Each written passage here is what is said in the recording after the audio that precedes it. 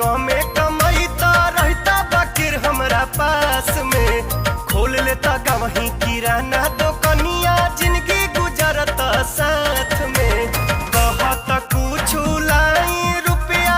कहत कुछ लाई रुपया नैहर से हम अपना रहता आखी के सोझा हमरा परदेसी मोर साजना रहता आखी के सोझा हमरा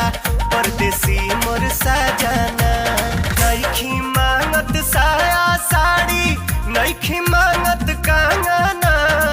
नइखी मांगत साया साड़ी नइखी मांगत कंगना रहता आखी के सोझा हमरा परदेसी मोर साजना।